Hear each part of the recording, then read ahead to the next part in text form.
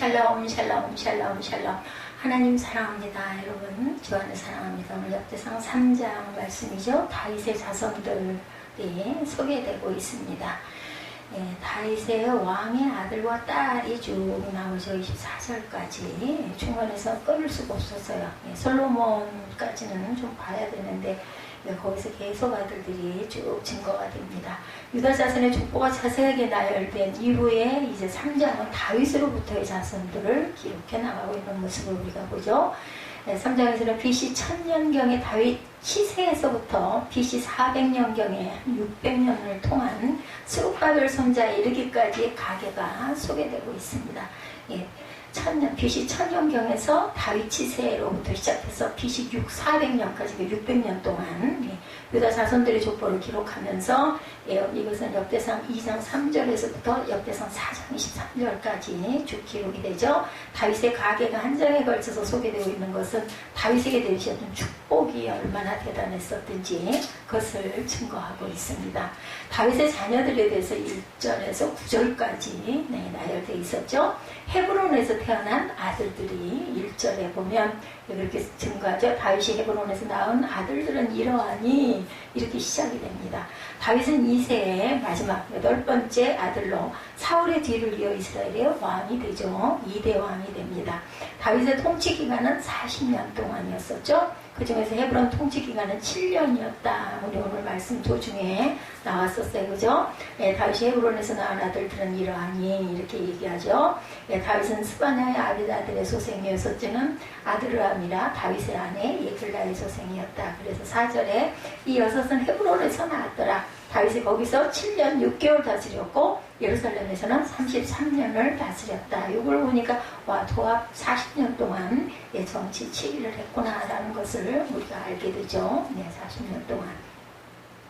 그 중에 헤브론 통치 기간이 7년, 예루살렘 통치 기간은 33년. 헤브론은 유다 남쪽에 소재하고 세계에서 가장 최초로 건설한 성 중에 하나입니다. 헤브론 성은. 헤브론 시대에 다윗은 많은 아내들을 얻었는데 이들 아내들은 대부분 정략 결혼, 나라를 부강하게 하는데 필요한, 그러니까 보니까요 구약 때부터 정략 결혼은 있었어요. 요즘 시대에만 정략 결혼이 있는 게 아니라, 그죠? 이때 다윗은 6명의 아들을 얻었어요. 이들은 암논, 다니엘, 압살롬, 아도니아, 스바다 아들들. 여기 이제 몇 명의 왕들의 이름은 우리가 조금 귀에 익숙한 이름들이죠. 아히노암의 소생인 암논에 소개됩니다. 사무엘하 3장 2절이죠. 다윗이 헤브론에서 아들을 낳았을 때 맏아들은 암논이라 이스라엘 여인 아히노암의 소생이요 이렇게 증거되어 있습니다. 사무엘하 3장에. 그 다음에 마아가의 아들인 압살롬은 마아가에게서 났다. 압살롬 아주 유명하죠. 아버지를 내쫓았던 그런 왕자입니다. 이 이름이 우리 언어로 그 뜻이 또 있겠지만 압살롬은 굉장히 좀 느낌이 좋지 않았었어요. 저는 약간 둘째는 길르압이라 갈멜 사람 나발의 아내였던 아비가일의 소생이요 셋째는 압살롬이라 그수랑 달메의 딸 마가의 아들이요. 또 얘기를 했다가는 우리 전사님이 또 뭐라고 할 것 같아서 제가 말하려고 하다가 참았어요. 압살롬.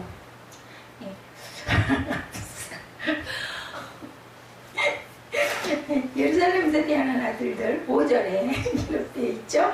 역대기 저자는 다윗의 족보를 기록하면서 헤브론에서 낳은 아들과 예루살렘에서 낳은 아들들을 분명하게 구분해서 기록합니다. 즉 저자는 다윗의 헤브론 통치와 예루살렘 통치가 다른 어떤 의미가 있음을 암시하죠. 헤브론에서 다윗은 중앙집권적 통치를 하지 못했어요. 그리고 다시 예루살렘에서 비로소 진정한 왕이 될 수 있었다는 거죠. 예루살렘에서 태어난 아들은 13명이 본장에 기록되어 있습니다. 3장에 시므아, 소밤, 나단, 솔로몬, 이팔, 여기서 네 번째 아들, 그죠? 네 번째 아들 맞죠? 넷째 아들이었어요.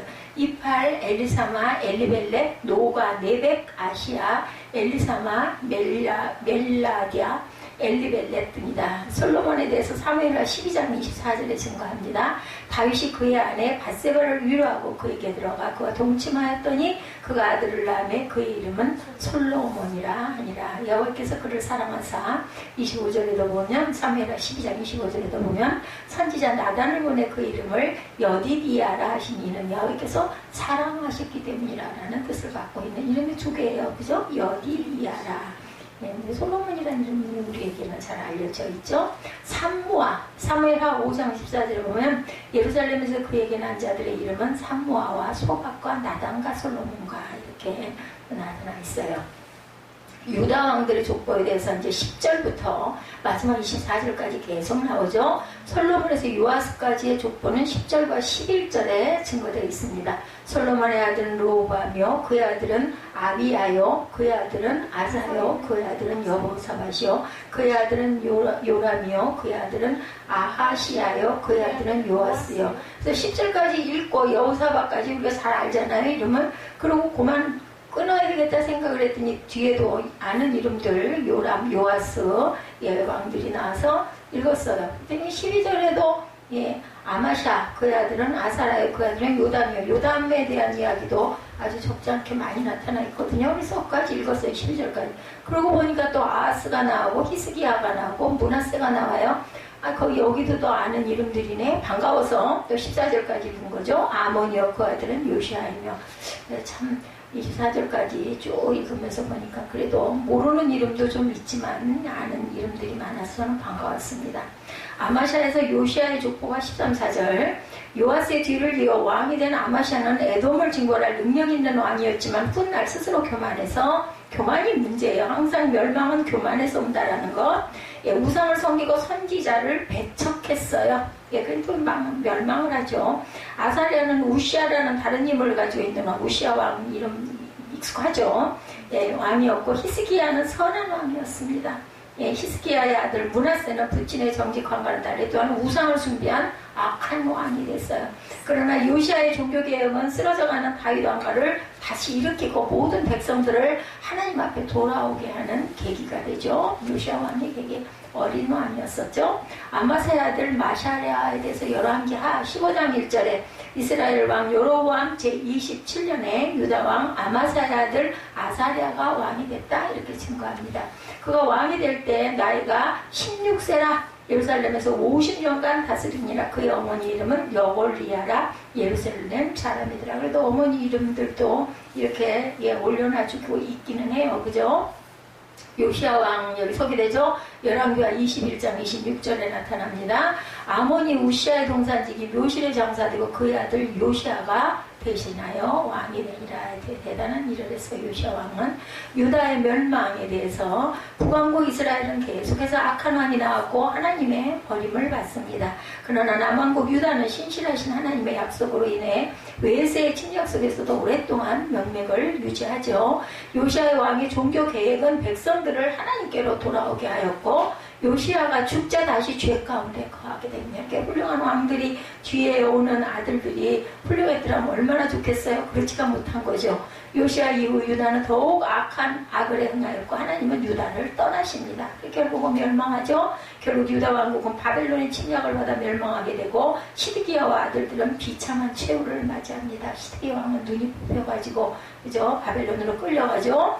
종교개혁을 단행했던 사건 다시 보죠. 역대하 34장 3절에 요시아가 아직도 어렸을 때 곧 왕위에 있은 지 8년에 그의 조상 다윗이 하나님을 비로소 찾고 제12년에 유다와 예루살렘을 비로소 정결하여 그 산장들과 아세라 묵상과 아로세 기는 우상들과 부어 만든 우상들을 제거하였다 이렇게 말씀하고 있습니다. 다윗의 모든 길로 행합니다. 열왕기하 22장 2절에 요시아가 야훼 보시기에 정직히 행하여 그의 조상 다윗의 모든 길로 행하고 좌로나 우로나 치우치지 아니하였더라. 어린 날 등극을 해가지고 이렇게 훌륭한 정치를 했는데 그만 그 다음 왕이 악행을 하는 바람에 남유다가 멸망을 하죠. 포로 후에 다윗의 자손에 대해서 귀환한 수룹바벨과 다섯 아들 19절에 증거했었죠. 부다의 아들들은 수룹바벨과 시므아와 스벨바렐과 바렐의 아들은 무술람과 하나냐와 그의 매제 슬로미카하고 소개가 되죠. 남왕국 유다의 멸망으로 다윗의 후손들은 왕위를 잊지 못했지만 하나님께서는 다윗과 맺으신 언약을 기억하시고 그들을 아주 진멸하시지는 않고 두고 보십니다. 이새에 남은 뿌리를 남겨두신 하나님의 은혜를 통해서 우리는 하나님의 신실하심, 끝까지 약속을 지키시는 모습을 보게 되죠. 하나님께서는 스룹바벨을 통해서 유다로 귀환할 수 있도록 은혜를 베푸십니다. 그리하여 스룹바벨과 그의 5 아들은 유다로 돌아오죠. 70년 만에 귀환이 되는 사건이 요때 일어납니다. 바벨론에서 귀환한 자 에스라서에 증거하죠. 12장 2절에 보면 곧 스룹바벨과 여수아와 느헤미야와 스나야와 르엘라야와 모르드게와 달산과 미스발과 기그웨와 로홈과 바나 등과 함께 나온 이스라엘 백성의 명수가 이러하다. 우리가 잘하는 모르드게가 아마 이 사람일 것 같아요. 남한 장군. 그 누구죠? 모르드게. 그 하만과 그 싸워서 이겼던 모르드게가 여기 나오죠. 느헤미야도 우리가 잘 아는 이름입니다. 스룹바벨은 스알디엘의 아들이다. 마태복음 1장 12절에 소개됩니다. 바벨론으로 사로잡혀간 후에 여고냐는 스알디엘을 낳고 스알디엘은 스룹바벨을 낳았다. 증거됩니다. 하나냐의 자손에 대해서 21절에 증거하고 있습니다. 하나냐의 아들은 블라다와 여시야와 또 르비야의 아들 아르난과 아르난의 아들들 오바댜의 아들들 스가랴의 아들들이니 이렇게 얘기하죠.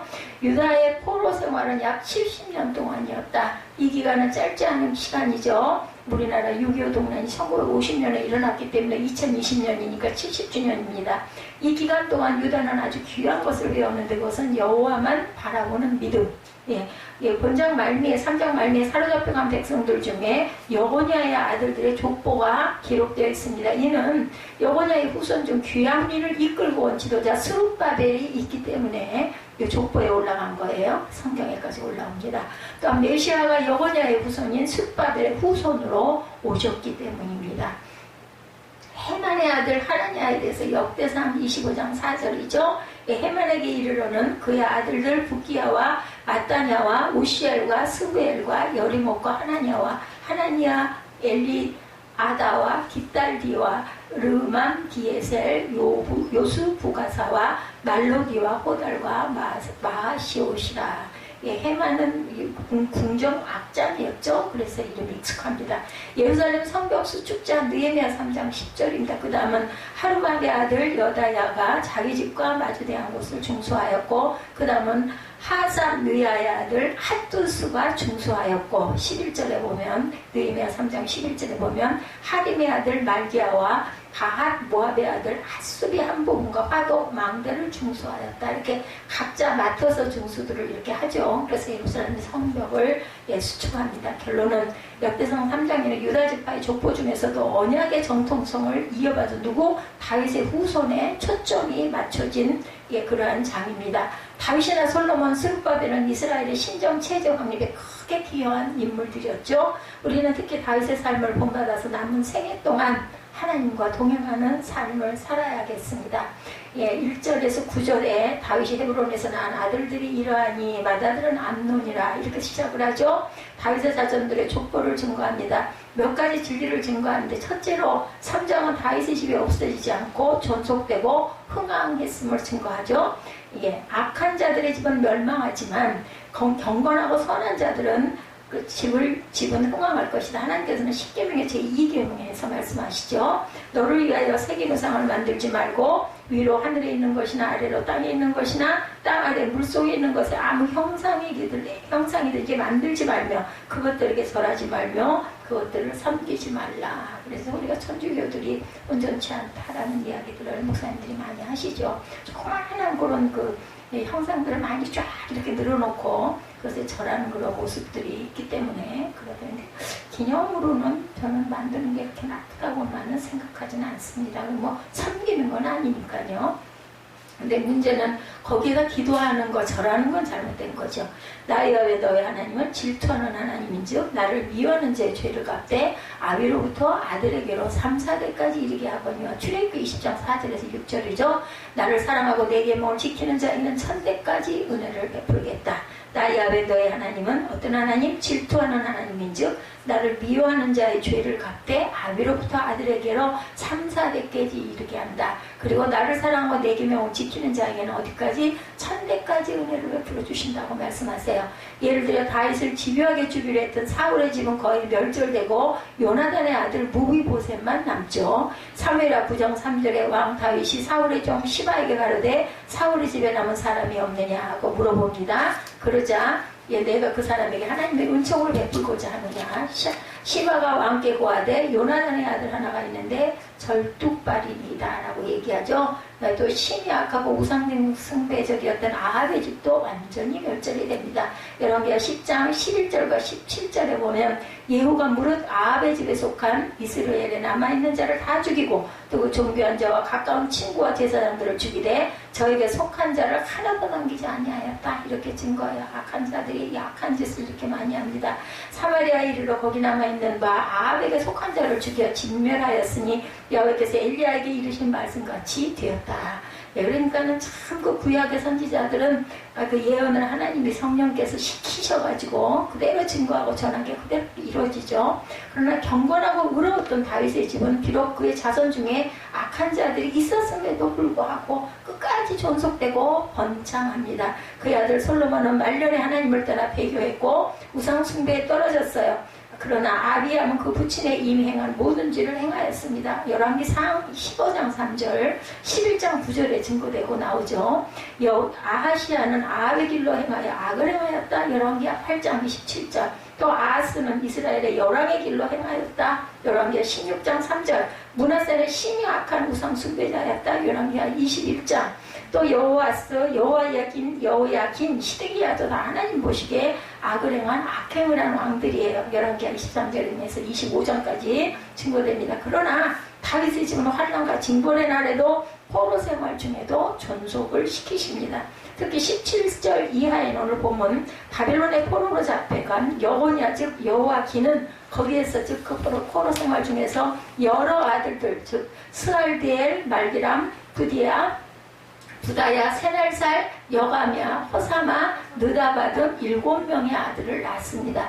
하나님께서는 다윗의 가문을 끝까지 존속케 하셨고 흥왕케 하시죠. 이것은 하나님의 전적인 긍휼의 은혜였어요. 둘째로 또한 3장은 하나님의 긍휼 가운데 솔로몬이 다윗을 이어 왕이 되었음을 증거하죠. 5절에 시므아와 소박과 나단과 솔로몬 4사람은 다 암미엘의 딸 밧수아의 소생이요 라고 증거합니다. 밧수아는 사무엘 하에서 밧세바라고 기록되어 있죠.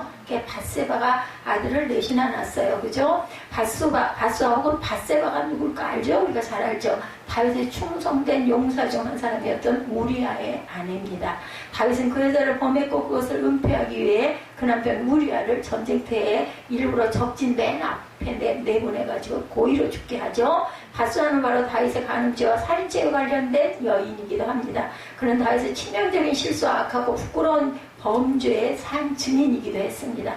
다윗에게는 그의 생애에 있어 그 일이 가장 큰 오점이 되죠. 열왕기상 15장 5절에 보면 이는 다윗이 햇사람 우리아의 일 외에는 평생의 야훼 보시기에 정직히 행하고 자기에게 명하신 모든 일을 어기지 아니하였다라고 증거합니다. 그러니 얼마나 이렇게 간음하는 부분이 이 유혹을 떨쳐버리기가 얼마나 어려웠을까. 다윗이 실수를 하나 아주 큰 오점이었다라고 증거합니다. 그런데 하나님께서는 다윗의 실수와 범죄를 용서하시고 밧수아의 아들, 아마 그의 넷째 아들이죠, 솔로몬을 그의 후계자가 되게 하십니다. 다윗은 선지자 나단이 그의 잘못을 지적했을 때 즉시 그 앞에서 죄를 인정하고 회개하죠. 침상이 뜰 정도로 울었다고 이렇게 증거됩니다. 성경에 보면 다윗은 밧수아와 솔로몬을 볼 때마다 자신의 과거의 죄를 아마 기억했을 것입니다. 다윗이 밧수아의 아들 솔로몬을 후계자로 택한 것은 그 여인에게 행한 그의 잘못에 대한 보답은 아니었을까? 또 하나님께서는 다윗의 여러 아들들 즉 그의 여러 형들보다 솔로몬에게 더 많은 지혜를 주셨고 그 아버지의 사랑을 더 많이 받게 하고 그 범죄의 증거가 되는 그 아들 그의 왕위를 계승케 하십니다. 이것은 하나님의 전적인 긍휼이죠. 사람으로서는 할 수가 없는 일들이에요. 그렇게 못된 여자에게서 난 소생을 이렇게 세워놓은 거 그건 정말 하나님의 긍휼의 은혜죠. 그리고 솔로몬이 또 전도서 같은 아주 귀한 성경들을 기록하고 나오죠. 잠언, 전도서, 많은 아주 주옥 같은 것들을 많이 만듭니다. 아가서, 그죠? 셋째로 본장은 그러나 경건이 혈통으로 이어지지 않는다는 것을 증거하기도 합니다. 다윗은 일평생 경건했으나 그 아들 솔로몬은 말년에 타락하죠. 그러나 아비야는 아케스나 그 아들 아사는 비교적 경건하였고, 그 왕들에 대한 것을 쭉 보다 보면요, 아하시아는 아케스나 그 아들 요아스는 또 대제사장 여호야다의 교훈을 받는 동안은 경건했다. 어린 나이에 왕이 오르고 아버지가 돌아간 다음에 그러다 보니까 대제사장 여호야다가 굉장히 오래 살죠. 그러면서 이 요아스의 정치 활동에 큰 좋은 영향을 끼칩니다. 그런데 돌아가고 나니까 그냥 그날 바로 나빠져가지고 우상 숭배를 하게 됩니다. 아하스는 아케스나 그 아들 히스기야는 또한 경건하고 그러웠죠.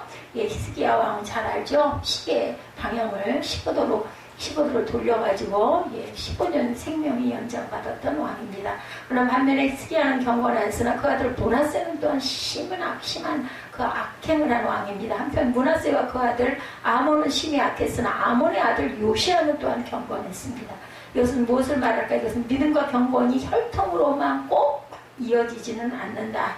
주 예수께서는 육으로 난 것은 육이요 성령으로 난 것은 영이라고 말씀합니다. 요한복음 3장 6절이죠. 부모가 믿는다고 자녀들이 자동적으로 믿음 있는 자가 되어지는 것은 아니다. 부모가 악하다고 어떤 자녀들이 반드시 악하지도 않습니다. 믿음과 경건은 단순히 혈통에 따라 유전되지 않는다는 것이 분명히 나타납니다.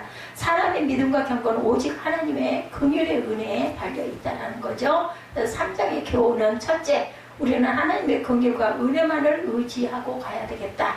악한 사울의 집은 거의 멸절되고 악한 아합의 집도 멸절되었으나 다윗의 집은 존속되고 흥왕하죠. 다윗에게 실수와 부족이 있었음에도 불구하고 하나님께서는 그의 회개를 받으셨고 악한 사울의 집은 멸망을 시키죠. 다윗의 자손들에게 많은 결함이 있었음에도 불구하고 그의 집을 끝까지 붙들어 주시죠. 솔로몬이 왕위를 계승한 것도 하나님의 긍휼의 은혜다. 바울은 말하기를 나의 나 된 것은 하나님의 은혜로 된 것이니 내게 주신 그의 은혜가 헛되지 아니하여 내가 모든 사도보다 더 수고하였으나 내가 아니요 오직 나와 함께 하신 하나님의 은혜다. 이렇게 고린도전서 15장 10절에 증거합니다. 그러니 나의 나 된 것은 하나님의 은혜고 내가 세상에 은혜를 베푸는 모든 것도 하나님께서 주셨기 때문에 할 수 있다라는 욥의 고백이 바로 그 긍휼의 은혜를 깨달아 알았기 때문이다. 우리 된 것도 오직 하나님의 은혜입니다. 그러므로 우리는 우리를 구원하신 하나님의 긍휼과 은혜만을 의지하고 가야 됩니다.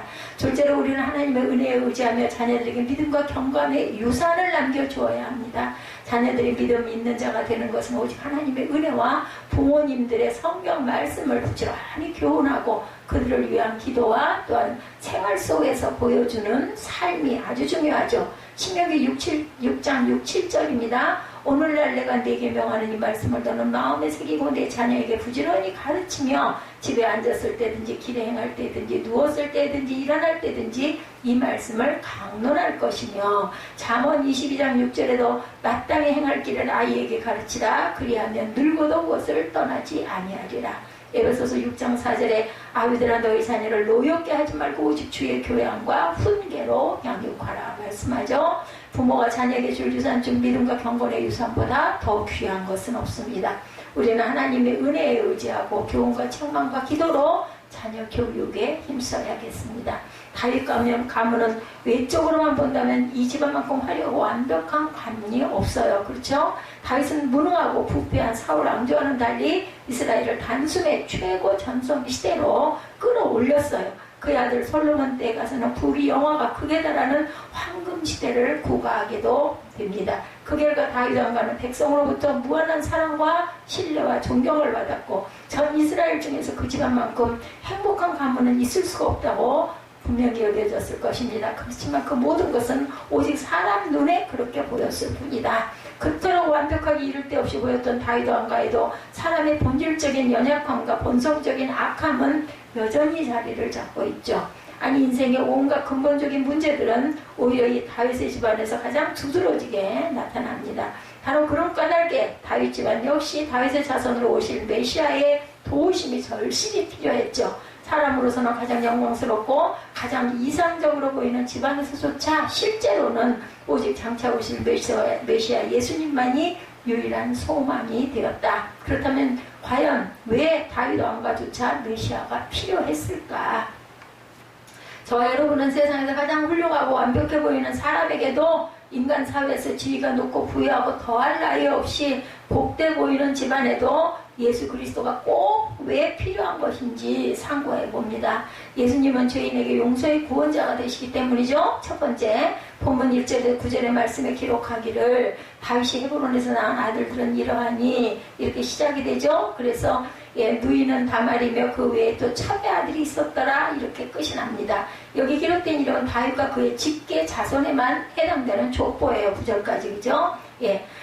그렇지만 이 겨우 2대밖에 안 되는 세대를 통해서 사람의 집안에서 일어날 수 있는 온갖 죄악이 총망라되었다고 해도 과언이 아닐 정도로 그렇게 보여집니다. 그 2대밖에 안 되는데 그 중에도 오늘 본문에 밧수아라는 이름 밧세바 그죠? 다윗이 그녀의 원래 남편이었던 무리아를 치밀하게 계획된 음모로 죽인 후에 빼앗은 여자인 것을 우리는 잘 알고 있습니다. 가정의 불륜으로 인해서 가정이 파괴되는 것은 인간 사회에 아주 흔한 죄악이지만 다윗 같은 유명한 신앙의 사람까지도 거기에 빠지고 말았다. 그 유혹이 얼마나 무섭다는 것을 우리가 알게 되죠. 그런가 하면 다윗 집안에는 근친 상관도 있죠. 바로 다윗의 맏아들 암논이 배다른 누이 다말을 강간했던 사건. 잘 알고 계시죠? 다말을 속으로 연애한 암논은 연애한 것까지는 또 그렇다 치더라도 거짓으로 아픈 채하고 들어누워서 아버지 다윗에게 다말이 와서 하기 병증상을 좀 병시종을 들어주면 좋겠다라고 부탁을 해요. 거기까지도 괜찮은데 정말 기가 막히도록 낯뜨거운 계교를 꾸며 암논은 자신을 찾아와 과자를 구워주면서 평간하는 여동생을 끝내 강제로 범하고 맙니다. 오빠가 자기 누이 동생을 강간하는 몸서리 칠만한 일이 다름 아닌 바로 다윗 집안에서 일어났어요. 간음이라는 죄는 또다시 형제끼리 죽이고 죽음을 당하는 비극으로 그 다음에 이어지죠. 이 일로 인해서 다말의 친오빠 압살롬이 원한을 품습니다. 2년 후에 암놈을 속여서 양털 까면 축제에 초대해 놓은 뒤에 미리 준비한 자객을 동원해서 죽여버리죠. 복수를 합니다. 그뿐 아니라 압살롬은 그런 일을 저질러 놓은 자기를 그래도 용서해준 아버지 다윗을 향하여 오히려 정면으로 반역을 일으키죠. 다윗은 이 때문에 수도 예루살렘을 버리고 버선발로 도망을 쳤다고 그래요. 한동안 도망칠 수밖에 없는 신세가 됩니다. 용서를 해줬는데도 불구하고 나중에 압살롬은 다윗의 신복 요압에게 죽임을 당하고 맙니다. 고를 때 회개를 하고 딱 꼬리를 내렸으면 오랫동안 잘 살았을 텐데 그러지 못해서 결국은 죽임을 당하죠. 다윗 집안의 죄악은 여기서 끝나질 않습니다. 보면 나중에 솔로몬이 다윗의 뒤를 이어받게 됐을 때 다윗의 다른 아들 아도니아가 또 반역을 일으킵니다. 그 반역이 그러니까 작은 아버지를 그 반역을 일으키는 거죠. 다른 아들이면 형제끼리 반역이 일어나죠.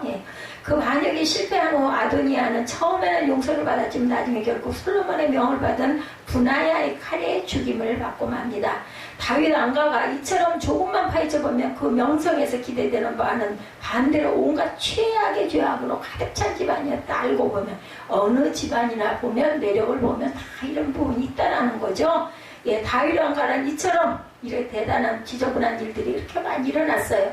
거기에 음욕과 무력과 권력력이 판을 치고 있었고 살인과 근친 상간이 온갖 모력과 은혜들과 함께 뒤엉켜 있는 것을 알게 됩니다. 다윗 집안 이 정도였다면 다른 집안들은 말할 것도 없겠죠. 그처럼 아름다운 시편으로 찬송할 줄 알았고 기도의 사람이었고 젊을 때 온갖 고난을 신앙을 하나로 견뎌내고 또 하나님 앞에 크게 칭찬받기까지 했던 이 다윗의 집안에서조차도 내면에는 이처럼 추악한 죄로 가득 차 있었으니 이 세상의 다른 개인과 가정의 내막에 들속은 과연 어떨까. 그렇죠. 아마 대부분이 엉망진창인 그러한 사람 집안 가게가 있을 것이다. 미움, 시기, 욕심들이 판을 치고 재산 싸움, 치정, 살인에까지 이르는 온갖 더러운 것과 악한 것들이 가득 차 있다. 그러므로 아무리 잘 되어나가는 집안이라 해도 아무리 성공적인 인생을 사는 사람이라 할지라도 예수 그리스도는 꼭 필요한 존재, 구속의 은혜를 주시는 단 한 분이시죠. 왜냐하면 비록 우리 집안의 세상 사람들 보기에 스위트홈이고 행복하기 짝이 없는 가정처럼 보일지라도 만약 우리 집의 식탁에, 거실에, 침실에 그리스도를 모시지 못하고 하나님 앞에서 그렇게 살아간다면 온갖 죄악으로 가득 찬 더러운 곳으로 남을 수밖에 없다는 겁니다. 그리고 그런 악한 죄인에 대해서 한없이 인자하시고 어떤 추한 죄악이라도 무조건 용서해 주실 수 있는 분은 오직 예수 그리스도 한 분밖에 안 계신다. 나의 부끄러운 죄악을 깨끗이 도말해 줄 수 있는 분, 우리 집안에 숨겨져 있는 수치들을 완전히 해결해 주실 수 있는 분, 바로 죄인의 친구가 되어 주시려 이 땅에 오신 그리스도를 나와 내 집의 구속주로, 구원주로 영접하는 저와 여러분들이 되시기 바랍니다. 두 번째, 예수님은 인생 실패자에게 왕 중에 왕이 되시기 때문이다. 본문 10절에서 16절의 말씀에 기록하기를 솔로몬의 아들은 시작되죠. 르호보암이요, 그 아들은 아비야요, 그 아들은 아사요, 그 아들은 여호사밧이요. 또 여호사밧이 굉장히 찬양하기를 좋아했던 왕이죠. 그 아들은 요람이요, 그 아들은 아하시야요, 그 아들은 요아스도 아까 말씀드렸죠. 네. 아주 선행을 했던 그러한 그 왕, 그 아들은 아마시아요, 그 아들은 아사라요, 그 아들은 요담이요, 그 아들은 아하스요, 그 아들은 히스기야요, 그 아들은 모나세요, 그 아들은 아몬이요, 그 아들은 요시아며, 요시아의 아들들은 맏아들 요하난과 둘째 여호아김과 셋째 시드기야와 넷째 살룸이요, 여호아김의 아들들은 그 아들 여호냐, 그 아들 시드기야요 라고 증거합니다. 비록 다윗과 솔로몬 시대에 이스라엘의 전성기를 구가했지만 그 왕과의 몰락은 바로 그 다음 때에 순식간에 닥쳐오는 걸 봅니다.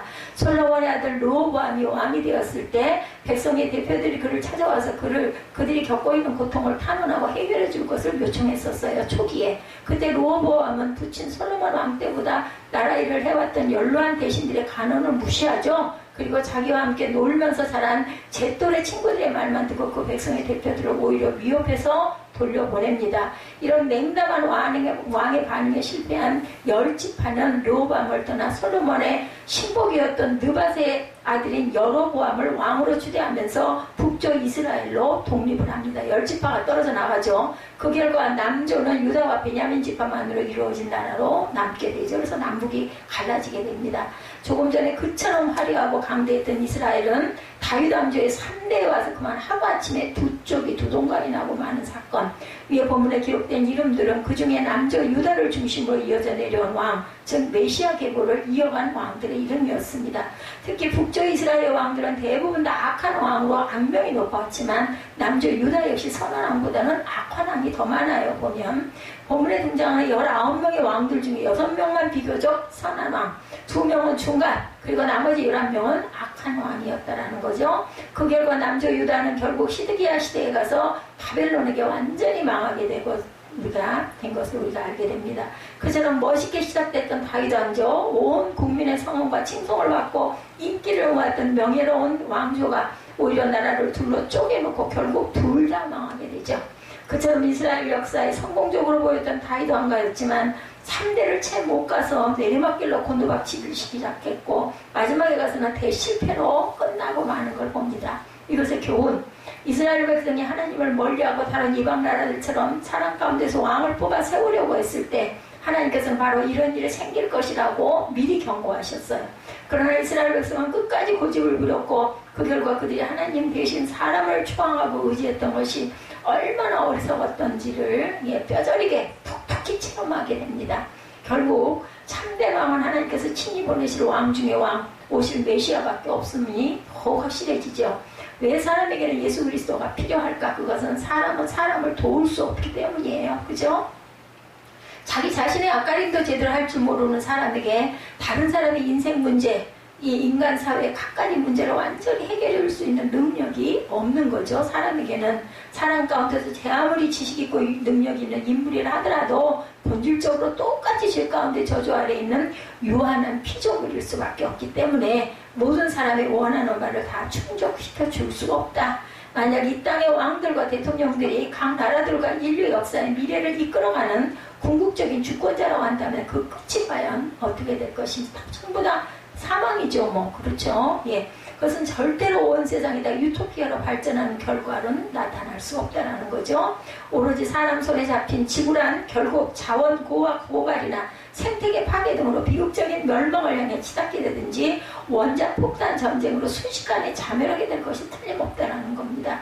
오직 왕 중의 왕으로 화육강세하신 예수 그리스도만이 사람을 도울 수가 있다는 것. 사람들이 뽑아놓은 주권자가 그렇게 뽑아준 사람들을 크게 실망시킬 때 사람들 중에서는 그래도 제일 똑똑하고 낫다고 기대를 받던 지도자들이 오히려 이 사회를 엉망진창으로 어지러 놓고 인류 사회를 만신창이로 만들어 놓을 때 이 모든 것을 회복시킬 수 있는 전지와 전능을 겸비하신 유일한 왕은 예수 그리스도 한 분뿐이죠. 아무리 훌륭한 지도자가 우리나라를 통치하고 아무리 세계적인 인물이 유엔을 리드한다 해도 결국 모든 개인과 전 인류를 행복하게 만드는 일에는 실패자가 될 수밖에 없습니다. 왜냐하면 완전한 자가 없어요. 모두 다 죄성이 있기 때문에 우리가 다윗을 보면서 그 가계를 보면서 그것을 더욱더 절실하게 느끼게 되죠.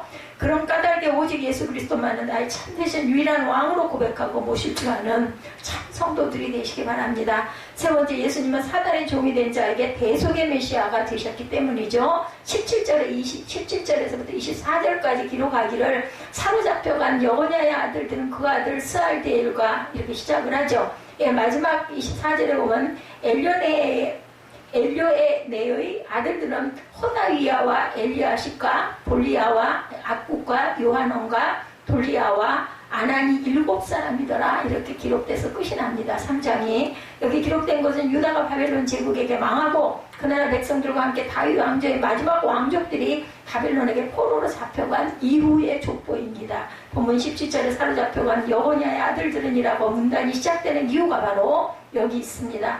한 가지 특이한 것은 이 부분에 기록된 족보는 앞에 나왔던 것보다 훨씬 더 자세하고 조직적으로 기록이 되어 있어요.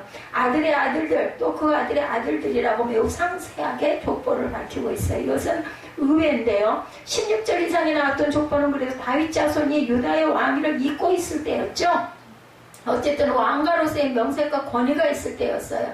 이에 비해서 17절 이하에서는 왕의 자리를 잇기는커녕 남의 나라에 잡혀간 볼모 혹은 종의 신세로 전락돼 있을 때였습니다. 핏줄을 따져볼 때만 멀리 왕의 자손일 뿐 현실적으로는 왕조가 너무나도 거리가 먼 왕가의 집안으로 남은 곳이라고는 그야말로 몸뚱이 하나밖에 다른 아무것도 없는 상태. 그죠? 종이에요, 종. 예. 그럼에도 불구하고 다윗 왕조의 후손들의 이름들이 그런 시대에 와서 오히려 더욱 자세하고 조직적으로 기술되어 있는 이유는 과연 무엇이었을까? 그것은 그런 바벨론 포로 시대에 와서 이 다윗의 자손이라는 혈통은 더욱 중요해졌기 때문인데 이 시대에 와서는 다윗의 자손이라는 혈통 그거 하나에만 온 민족의 소망을 걸 수밖에 없었기 때문에 기록자들이 그래도 죽을 고비에 있으면서 이렇게 자세히 기록을 해놨다는 거죠. 그 이유는 바로 그 다윗의 자손을 통하여 장차 메시아가 오실 거라는 그 약속, 구약의 약속을 굳게 붙들고, 왜냐면 소망이 없으니까, 그래야만 내가 살겠으니까 그때는 아주 귀하게 여겼던 거죠. 비록 현실적으로는 나라를 잃고 몸까지 사로잡힌 처지가 되었지만 그와 같은 절망적인 현실 때문에 온 이스라엘 백성은 그 메시아 도래의 약속을 더욱 간절하게 사모했다. 뭐가 됐어요? 하나가 된 거예요, 민족이. 그죠? 이런 때였기 때문에 그 소망 외에 다른 아무 기대할 대상도 의지할 사람이 전무한 상태였어요.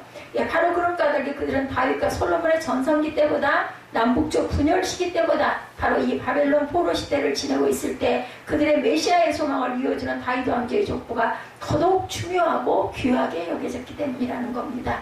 유다 백성의 소망은 부분적으로는 고레스 왕의 칙령을 통해 성취가 됐어요. 그죠? 근동지방의 권력이 바벨론 제국으로부터 바사 제국으로 페르시아죠? 파사라고 얘기하죠. 넘어가게 되었을 때 그 첫 왕이었던 고레스가 유다의 해방을 선포하죠. 고국으로 귀환하도록 허락합니다. 기적이죠. 그것은 유다 백성에게는 그야말로 기가 막힌 해방입니다. 자기네 스스로 힘으로는 전혀 불가능했던 바벨론 포로에서의 자유가 순전히 하나님께서 고레스 왕의 마음으로 움직여 주심으로 기적적으로 일어났어요.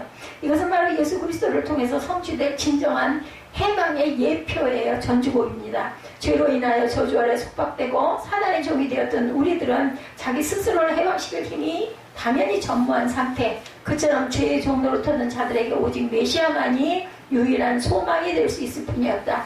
왜냐하면 예수님만이 그 모든 죄의 삭슬, 십자가의 희생제사를 통해서 우리 대신 갚아주시는 대속의 구세주가 되시기 때문이죠. 그것은 전 인류 역사를 통해서 어떤 민족의 해방이나 독립과는 비교될 수가 없는 가장 위대한 구원이었습니다.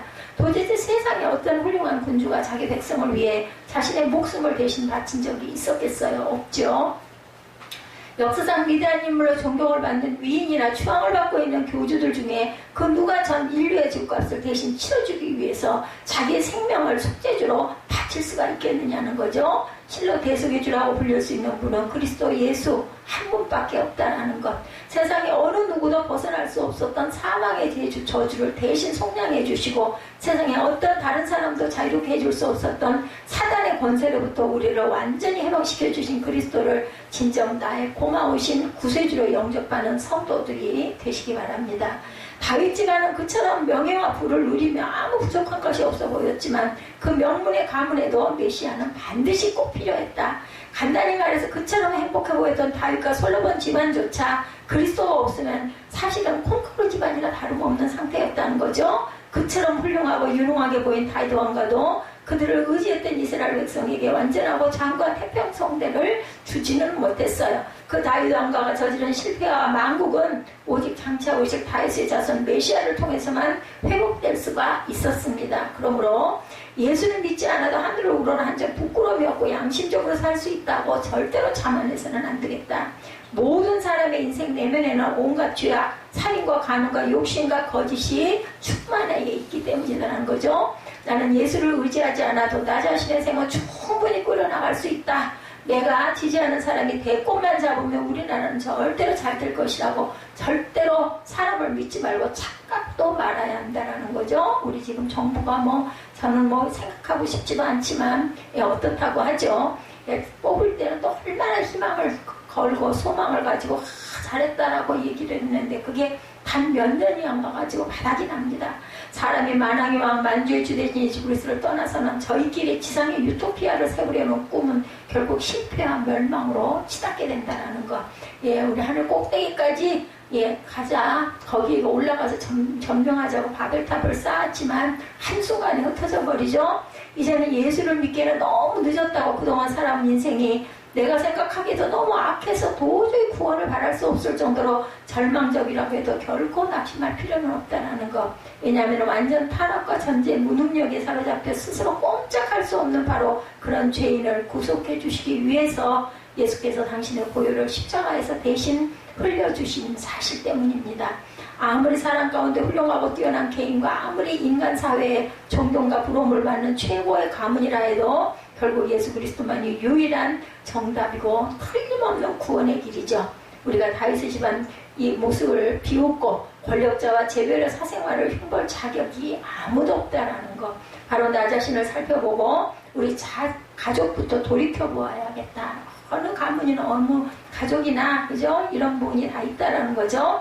개인의 생애와 가정의 안락 그리고 인간 사회와 인류 역사 전체의 미련은 오직 예수 그리스도 한 분 안에서 참된 구원이 있음을 믿고 오지 않으므로 그 메시아의 생명책 족보에 영원히 우리 이름이 기록될 수 있는 참된 참 성도님들이 되시기를 주님의 이름으로 축복합니다.